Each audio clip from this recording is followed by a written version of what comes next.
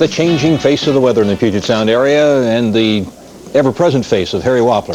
Well, if the weather had a face today, Gary, it'd be a smile. If it had a face tomorrow, it might be kind of, well, not a frown, but sort of a neutral look. Today, SeaTac at 66 did not tie the old record of 70, but at Olympia, 71 degrees may well be a record. We have a 70 report also at Toledo. The coastal temperatures were a little cooler today thanks to some low clouds, but they did make the low 60s at Forks. At Stampede Pass, 36 degrees. The snowpack now is exactly 4.5 feet deep, and eastern Washington still struggling to come out from under the low clouds. They did have one report of 50 today, and that was at Hanford.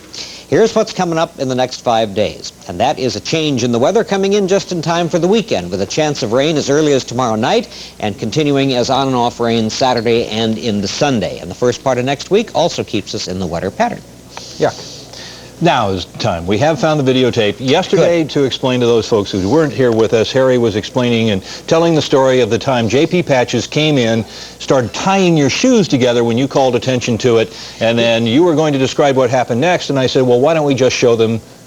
This is, I have to tell you, I had a board that had magnetic numbers and letters on it. Okay. And here's what J.P. Patches did with that. The upper 30s, the highs will be in the upper 40s. And I'm going to talk to one of the real weather experts. Would you please step up here, sir? It's Friday the 13th. That's right. That's right. Now tomorrow's forecast.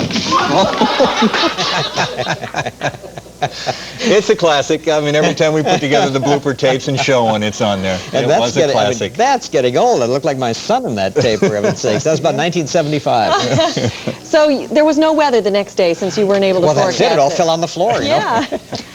Harry, that was great. Glad we finally got it on. Thanks, Gary.